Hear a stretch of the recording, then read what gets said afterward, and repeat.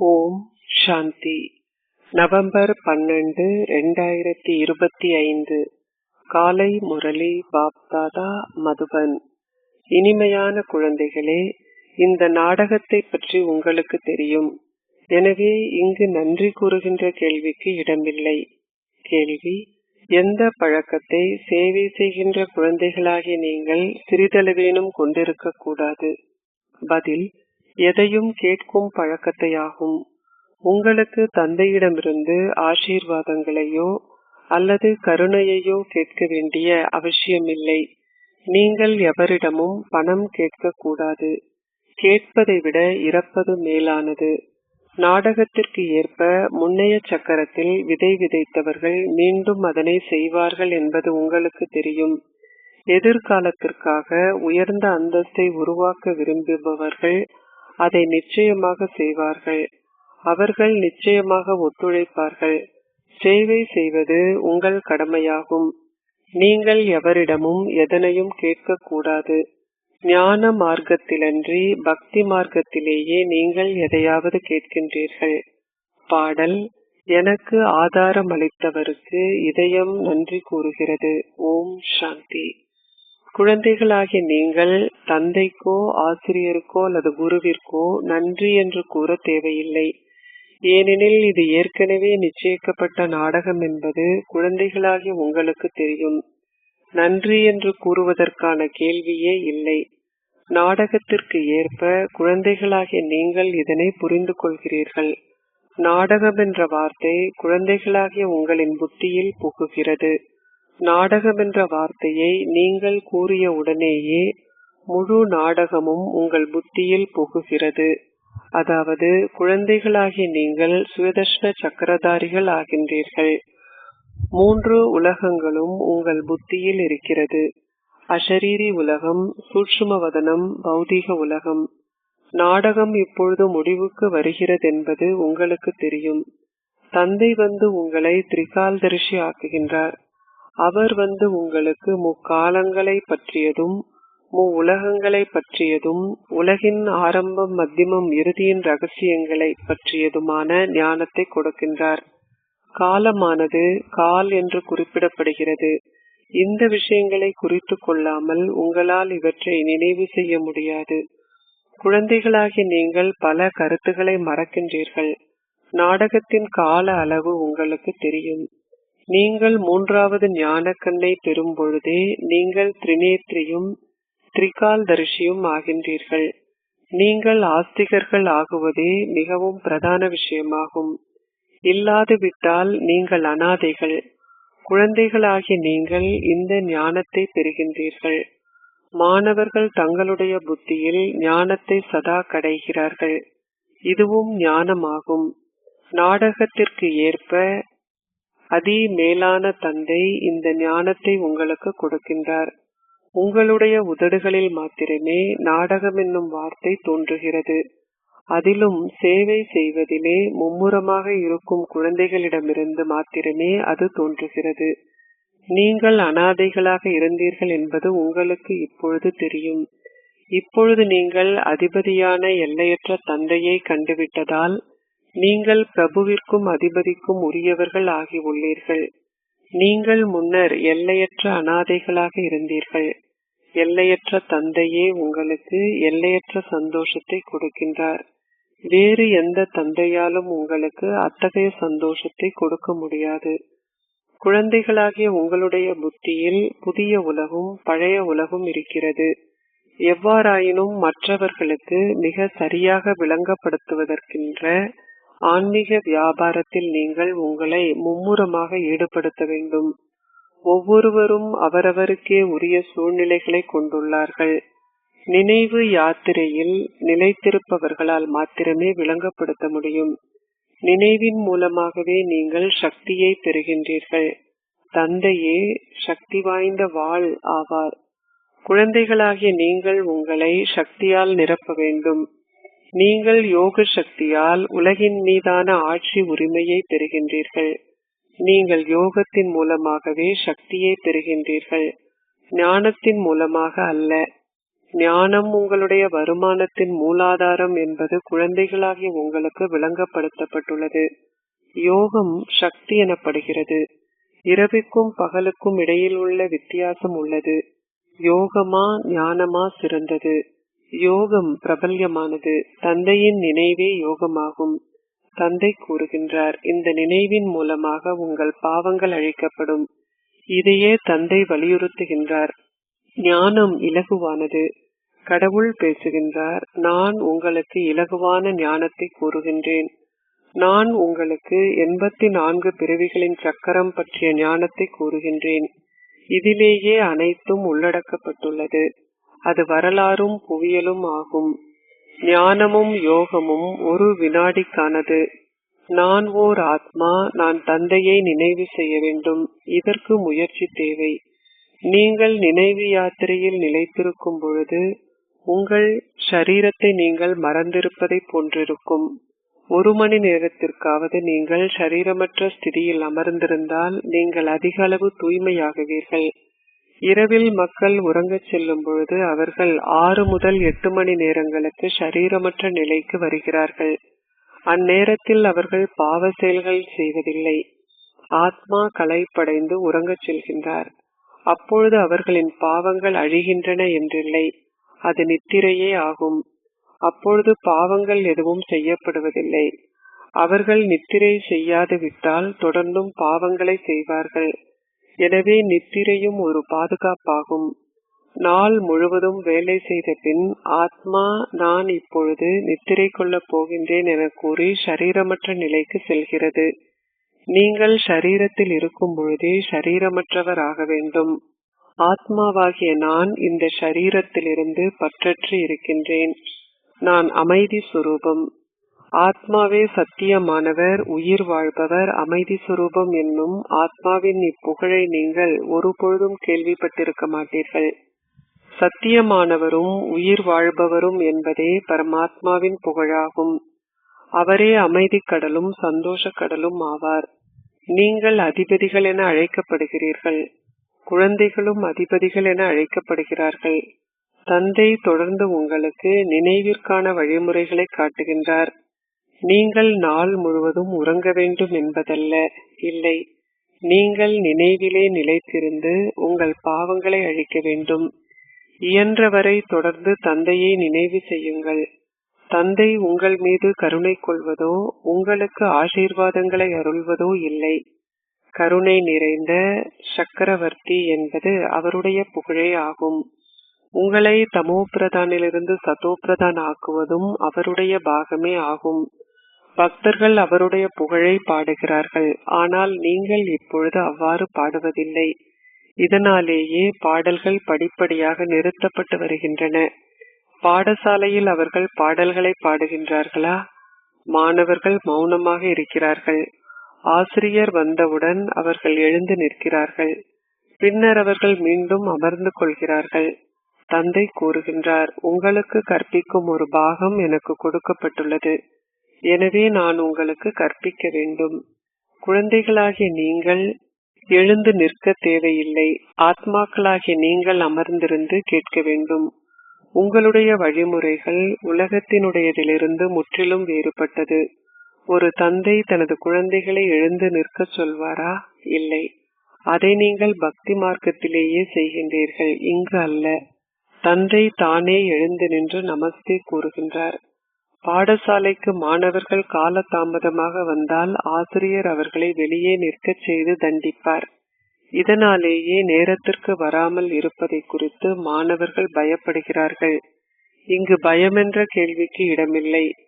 தந்தை தொடர்ந்து உங்களுக்கு விளக்கப்படுத்துகின்றார். நீங்கள் தொடர்ந்து முரளிகளை பெறுகின்றீர்கள். அவற்றை நீங்கள் கிரமமாக கற்க வேண்டும். அவற்றை நீங்கள் நாளாந்தம் கற்கும் பொழுது நீங்கள் சமூகமளித்துள்ளதாக பதியப்படுவீர்கள். இல்லாதுவிட்டால் நீங்கள் சமூகமளிக்கவில்லை என பதியப்படுவீர்கள். தந்தை கூறுகின்றார், நான் உங்களுக்கு மிக ஆழமான கருத்துக்களை எடுத்துரைக்கின்றேன். ஒரு முரளியை நீங்கள் தவறவிட்டால் நீங்கள் அந்த கருத்துக்களை கூறவிட்டு விடுவீர்கள். இந்த விஷயங்கள் புதியவை. உலகிலுள்ள வேறு எவருக்கும் இது தெரியாது.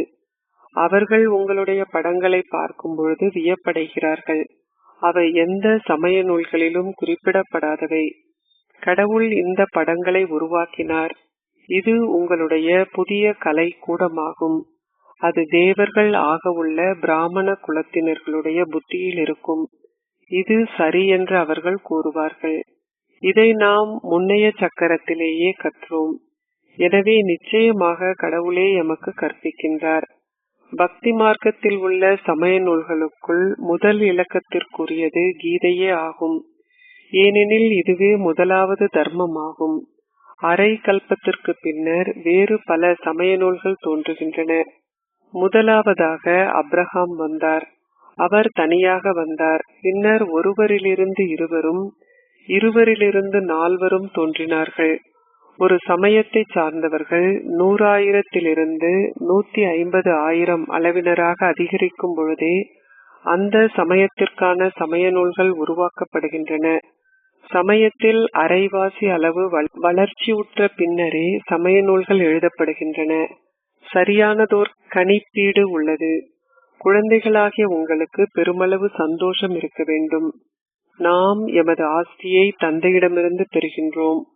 முழு உலக சக்கரத்தினதும் ஞானத்தை தந்தை உங்களுக்கு விளங்கப்படுத்துகின்றார் என்பது உங்களுக்கு தெரியும். இதுவே எல்லையற்ற வரலாறும் புவியலும் ஆகும். அனைவருக்கும் கூறுங்கள், வேறு எவராலும் உங்களுக்கு கற்பிக்க முடியாத உலகின் வரலாறும் புவியலும் உங்களுக்கு விளங்கப்படுத்தப்படுகிறது. மற்றவர்களால் உங்களுக்கு உலகின் ஒரு வரைபடத்தை காட்டக்கூடியதாக இருந்தாலும் கூட அவர்களால் லக்ஷ்மி நாராயணனின் ராஜ்யம் எப்பொழுது எவ்வளவு காலத்திற்கு நீடித்தது என்பதை காட்ட முடியாது. ஒரே ஒரு உலகம் மாத்திரமே உள்ளது. அவர்கள் பாரதத்தில் ஆட்சி செய்தார்கள். ஆனால் அவர்கள் இப்பொழுது இல்லை. இந்த விஷயங்கள் வேறு எவருடைய புத்தியிலும் இல்லை. அவர்கள் ஒரு சக்கரம் 100,000கணக்கான ஆண்டுகள் நீடிக்கிறது என கூறுகிறார்கள். தந்தை இனிமையிலும் இனிமையான குழந்தைகளாகிய உங்களுக்கு அதிக சிரமம் கொடுப்பதில்லை. தந்தை கூறுகின்றார், நீங்கள் தூய்மையாக வேண்டும். பக்தி மார்க்கத்தில் தூய்மை ஆகுவதற்காக நீண்ட காலமாக அலைந்து திரிந்தீர்கள். நீங்கள் அலைந்து திரிய ஆரம்பித்து 2500 ஆண்டுகள் ஆகிவிட்டன என்பதை நீங்கள் இப்பொழுது புரிந்து கொள்கிறீர்கள். பாபா மீண்டும் உங்களுக்கு உங்களுடைய ராஜ்ய பாக்கியத்தை கொடுப்பதற்காக இப்பொழுது வந்துள்ளார். இதை நீங்கள் நினைவு செய்கின்றீர்கள். உலகம் நிச்சயமாக பழையதிலிருந்து புதியதாகவும் புதியதிலிருந்து பழையதாகவும் ஆகின்றது.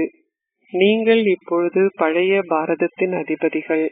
நீங்கள் புதியதின் அதிபதிகள் ஆகிக் கொண்டிருக்கிறீர்கள். ஒரு புறத்தில் அவர்கள் பாரதத்தின் பெரும் புகழை பாடுகின்ற அதே நேரத்தில் மறுபுறத்தில் அவர்கள் பாரதத்தை இகழ்கின்றார்கள். உங்களிடம் இப்பாடல் உள்ளது. இப்பொழுது என்ன நடக்கிறது என உங்களால் விளங்கப்படுத்த முடியும். மக்கள் இந்த இரு பாடல்களையும் கேட்கட்டும். ராமரின், அதாவது கடவுளின் ராஜ்ய காலத்திற்கும் இக்காலத்திற்கும் இடையிலுள்ள வேறுபாட்டை நீங்கள் காட்ட முடியும். தந்தையே ஏழைகளின் பிரபு. ஏழைகளின் புதல்விகள் மாத்திரமே பாபாவிடம் வருவார்கள். செல்வந்தரிடம் அவர்களுடைய சொந்த போதை இருக்கிறது. முன்னைய கல்பத்தில் வந்தவர்கள் மீண்டும் அவ்வாறு வருவார்கள். எதை பற்றியும் கவலைப்பட தேவையில்லை. சிவ் பாபா எதை பற்றியும் கவலைப்பட தேவையில்லை. தாதாவே கவலைப்பட வேண்டும். தான் முதல் தரமான தூய ஆத்மாவாக வரவேண்டும் என்ற சொந்த கவலை அவருக்கு உள்ளது. இதற்கு மறைமுகமான முயற்சி தேவைப்படுகிறது. நீங்கள் உங்கள் அட்டவணையை எழுதும் பொழுது இவருடைய முயற்சி மேலானது என்பதை உங்களால் புரிந்து கொள்ள முடியும். தந்தை எப்பொழுதும் கூறுகின்றார், ஒரு தின குறிப்பேட்டை வைத்திருங்கள். பல குழந்தைகள் தின குறிப்பேட்டை எழுதுகிறார்கள். ஒரு அட்டவணையை எழுதுவதன் மூலமாக பெருமளவு முன்னேற்றம் ஏற்படுகிறது. இந்த வழிமுறை மிகவும் நல்லது. எனவே எல்லோரும் இதை செய்ய வேண்டும். ஒரு தின குறிப்பேட்டை வைத்திருப்பதன் மூலமாக நீங்கள் பெருமளவு நன்மை அடைவீர்கள். ஒரு தின குறிப்பேட்டை பேணல் என்றால் தந்தையை நினைவு செய்தல் என்பதாகும். அதிலே நீங்கள் எவ்வளவு நேரம் தந்தையை நினைவு செய்தீர்கள் என்பதை எழுத வேண்டும். முயற்சி செய்வதிலே தின குறிப்பேடு உங்களுக்கு பெருமளவு உதவி செய்யும். இந்த விஷயங்களை குறித்துக் கொள்வதற்கு பல நூறாயிரக்கணக்கான தின குறிப்பேடுகள் அச்சிடப்படுகின்றன. இதுவே குறித்துக் கொள்ளப்பட வேண்டிய பிரதான விஷயமாகும். இதை நீங்கள் ஒருபொழுதும் மறக்க கூடாது. அதை நீங்கள் அவ்வப்போதே தின குறிப்பேட்டில் எழுத வேண்டும். இரவில் நீங்கள் உங்கள் முழு கணக்கையும் எழுத வேண்டும். அப்பொழுது நீங்கள் நஷ்டத்தை ஏற்படுத்திக் கொள்வீர்கள் என்பதை உணர்ந்து கொள்வீர்கள். ஏனெனில் உங்களுடைய பல பிறவிகளின் பாவங்கள் இன்னும் அழிக்கப்படாமல் உள்ளன. தந்தை உங்களுக்கு பாதையை காட்டுகின்றார். உங்கள் மீது கருணை கொள்ளுங்கள். ஓர் ஆசிரியர் உங்களுக்கு கற்பிக்கின்றார். அவர் உங்களுக்கு ஆசீர்வாதங்களை கொடுப்பதில்லை. ஆசீர்வாதத்தையோ கருணையையோ வேண்டுவதை விட இறப்பது மேல். நீங்கள் எவரிடமும் பணம் கேட்கக்கூடாது. அதை செய்வதற்கு குழந்தைகளாகிய உங்களுக்கு கண்டிப்பான தடை விதிக்கப்பட்டுள்ளது. தந்தை கூறுகின்றார், நாடகத்தின்படி முன்னைய சக்கரத்தில் ஒரு விதை விதைத்து தமது ஆஸ்தியை பெற்றவர்கள் மீண்டும் அவ்வாறு தாமாகவே செய்வார்கள். எந்த பணிக்கும் எவரிடமும் எதையும் நீங்கள் கேட்கக்கூடாது. ஒருவர் எதையும் செய்யாது விட்டால் அவர் எதையும் பெறமாட்டார். மக்கள் பெருமளவு தான தர்மம் செய்யும் பொழுது அவர்கள் அதன் பிரதிபலனாக எதையாவது பெறுகிறார்கள். அவர்கள் ஓர் அரசருக்கோ அல்லது ஒரு செல்வந்த குடும்பத்திலோ பிறக்கிறார்கள். எதையாவது செய்ய விரும்புபவர்கள் அதை தாமாகவே செய்வார்கள். நீங்கள் எவரிடமும் கேட்க தேவையில்லை. முன்னைய சக்கரத்தில் அவர்கள் எதையெல்லாம் செய்தார்களோ நாடகம் அவர்களை மீண்டும் அதை செய்ய தூண்டும். எதையும் கேட்க தேவையில்லை. சேவைக்காக பொக்கிஷ களஞ்சியம் தொடர்ந்தும் நிரப்பப்படும் என பாபா கூறுகின்றார். எனக்கு பணம் தாருங்கள், நான் என் குழந்தைகளிடம் கேட்கப் போவதில்லை. பக்தி மார்க்க விஷயங்கள் ஞான மார்க்கத்தில் தொடர முடியாது. முன்னைய சக்கரத்தில் உதவியவர்கள் மீண்டும் அவ்வாறு செய்வார்கள். நீங்கள் உங்களுக்காக எதையும் கேட்கக்கூடாது. பாபா கூறுகின்றார், குழந்தைகளே, நிதி திரட்டுவதற்கு நீங்கள் அனுமதிக்கப்படுவதில்லை. சந்நியாசிகளே இதை செய்கிறார்கள். பக்தி மார்க்கத்தில் மக்கள் ஒரு சிறு தொகையை கொடுத்தாலும் அவர்கள் அதன் பலனை ஒரு பிறவிக்கு பெறுகிறார்கள். இங்கே இது பல பிறவிகளுக்கானது. எனவே பிறவியாக பலனை பெறுவதற்காக இப்பிறவியில் அனைத்தையும் கொடுப்பது நல்லது. இவருடைய பெயர் பொக்கிஷ களஞ்சியத்தின் கள்ளம் கபடமற்ற பிரபு என்பதாகும். முயற்சி செய்வதன் மூலம் நீங்கள் வெற்றி மாலையில் சேர்க்கப்படுவீர்கள். பொக்கிஷ களஞ்சியம் நிரம்பியதும் அனைத்து துன்பமும் வேதனைகளும் நீங்கி விடுகின்றன. அங்கு அகால மரணம் ஒருபொழுதும் இருப்பதில்லை. இங்கு மக்கள் மரணத்திற்கு பயப்படுகிறார்கள். ஏதாவது ஒன்று நிகழும் பொழுது அவர்கள் உடனே மரணத்தை நினைக்கிறார்கள். அங்கு உங்களுக்கு அவ்வாறான எண்ணங்கள் இருக்காது. ஏனெனில் நீங்கள் அமரத்துவமான உலகில் இருப்பீர்கள். இது அழுக்கான மரண பூமியாகும். பாரதமே அமரத்துவ பூமியாகும். இப்பொழுது இது மரண பூமியாக இருக்கிறது. இறுதி அரை சக்கரம் உங்களுக்கு மிகவும் அழுக்கானதாக இருந்துள்ளது. நீங்கள் தொடர்ந்து கீழிறங்கி வந்துள்ளீர்கள். ஜெகநாதர் ஆலயத்தில் அவர்கள் பல அழுக்கான விக்கிரகங்களை வைத்திருக்கிறார்கள். பாபா அனுபவம் நிறைந்தவர். அவர் அனைத்து இடங்களுக்கும் பயணம் செய்துள்ளார். அவர் அழகானவரிலிருந்து அவலட்சணமானவராக ஆகியுள்ளார். அவர் ஒரு சிறு கிராமத்தில் வாழ்ந்து வந்தார். உண்மையில் முழு பாரதமும் ஒரு சிறு கிராமமே ஆகும். நீங்கள் கிராம சிறுவர்கள். நீங்கள் இப்பொழுது உலக அதிபதிகளாக ஆகிக் கொண்டிருக்கிறீர்கள் என்பதை புரிந்து கொள்கிறீர்கள். நீங்கள் பம்பையில் வாழ்பவர்கள் என நினைக்க வேண்டாம். சொர்க்கத்துடன் ஒப்பிடும் பொழுது பம்பாய் எம்மாத்திரம் எதுவுமே இல்லை. அதற்கு கல்லொன்றின் பெருமதி கூட இல்லை. அனாதிகள் ஆகிவிட்ட கிராம சிறுவர்களாகிய நாம் இப்பொழுது சொர்க்கத்தின் அதிபதிகள் ஆகின்றோம். எனவே அந்த சந்தோஷம் இருக்க வேண்டும். அதன் பெயர் சொர்க்கமாகும். மாளிகைகளில் பல வைரங்களும் ரத்தினங்களும் பதிக்கப்படுகின்றன. சோமநாதருடைய ஆலயத்திலும் வைரங்களும் ரத்தினங்களும் பதிக்கப்பட்டிருக்கும். அனைத்திற்கும் முதலில் அவர்கள் சிவனுக்கு ஓர் ஆலயம் கட்டினார்கள். அவர்கள் மிகவும் செல்வந்தர்களாக இருந்தார்கள். இப்பொழுது பாரதம் ஒரு சிறு கிராமமாகும். சத்திய யுகத்திலே அது மிகவும் செல்வ செழிப்புடன் இருந்தது. உங்களை தவிர உலகிலுள்ள வேறெவருக்கும் இந்த விஷயங்கள் தெரியாது. நீங்கள் கூறுகின்றீர்கள், நேற்று நாம் சக்கரவர்த்திகளாக இருந்தோம், இன்று நாம் யாசிப்பவர்களாக இருக்கின்றோம். நாம் மீண்டும் ஒரு முறை உலகின் அதிபதிகள் ஆகின்றோம். குழந்தைகளாகிய நீங்கள் உங்களுடைய பாக்கியத்தின் மதிப்பை உணர்ந்து நன்றி உடையவர்களாக இருக்க வேண்டும். நாம் பல மில்லியன் மடங்கு அதிர்ஷ்டசாலிகள் ஆகின்றோம். அச்சா, இனிமையிலும் இனிமையான அன்பிற்குரிய, எப்பொழுதோ காணாமல் சென்று இப்பொழுது கண்டெடுக்கப்பட்டிருக்கும் குழந்தைகளுக்கு உங்கள் தந்தை தாயாக இருக்கும் பாப் தாதாவின் அன்பும் நினைவுகளும் காலை வந்தனங்களும். ஆன்மீக தந்தை ஆன்மீக குழந்தைகளுக்கு நமஸ்தே கூறுகின்றார். ஆன்மீக குழந்தைகள் ஆன்மீக தந்தைக்கு நமஸ்தே கூறுகின்றோம். தாரணைக்குரிய சாரம் 1. பாவம் செய்வதிலிருந்து பாதுகாக்கப்படுவதற்கு உங்கள் சரீரத்தில் இருக்கும் பொழுதே சரீரமற்றவர் ஆகுவதற்கு முயற்சி செய்யுங்கள். நீங்கள் உங்கள் சரீரத்தை மறக்கும் அளவுக்கு நினைவு யாத்திரையில் நிலைத்திருங்கள். 2. ஞானத்தை கடைந்து ஆஸ்திகர்கள் ஆகுங்கள். முரளியை ஒருபொழுதும் தவற விடாதீர்கள். முன்னேற்றத்திற்காக உங்கள் தின குறிப்பேட்டில் உங்கள் நினைவு அட்டவணையை குறித்துக் கொள்ளுங்கள். ஆசீர்வாதம். ஒவ்வொரு செயலிலும் ஆன்மீக சக்தியை பயன்படுத்துவதன் மூலம் யுக்தியுக்தாகவும், அதாவது விவேகம் நிறைந்தவராக ஆகுதல், ஜீவன் முக்தியை, வாழ்க்கையில் விடுதலை அடைந்து இருப்பவராகவும் ஆகுவீர்களாக. இந்த பிராமண வாழ்க்கையின் சிறப்பியல்பு ஆன்மீகமாகும். ஆன்மீக சக்தியினால் மாத்திரமே உங்களையும் பிறரையும் உங்களால் மாற்ற முடியும். இந்த சக்தியால் மாத்திரமே நீங்கள் பல பௌதீக பந்தனங்களிலிருந்து விடுதலை அடைகின்றீர்கள். எவ்வாறாயினும் ஒவ்வொரு செயலிலும் தளர்வாக இருப்பதற்கு மாறாக யுக்தியுக்தாக இருப்பதற்கு ஆன்மீக சக்தியை பயன்படுத்துங்கள். ஒரே நேரத்தில் உங்கள் எண்ணங்கள், வார்த்தைகள், செயல்களில் ஆன்மீக சக்தியை அனுபவம் செய்யுங்கள்.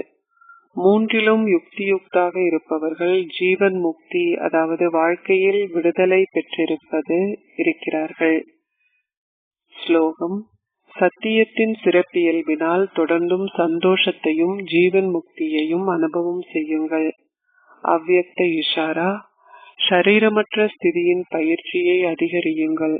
அஷரீரி மற்றும் விதேகி. எப்படியான சூழ்நிலை வந்தாலும் அல்லது இனி வர இருந்தாலும் அவற்றுக்கு ஷரீரமற்ற ஸ்திதிக்கான பயிற்சி அதிக அளவு தேவையாகும். ஆகையால் மற்ற அனைத்தையும் ஒருபுறம் ஒதுக்கி இது நடக்கலாம், அது நடக்கலாம், என்ன நடக்கும் என நினைப்பதையும் கூட நிறுத்துங்கள். இப்பொழுது ஷரீரமற்ற ஸ்திதியின் பயிற்சியை அதிகரியுங்கள். எந்த ஒரு சூழ்நிலையாலும் அல்லது எந்த ஒரு தளம்பலாலும் ஷரீரமற்ற ஸ்திதியை கொண்டிருப்பவர்களில் செல்வாக்கு செலுத்த முடியாது. ஓம் சாந்தி.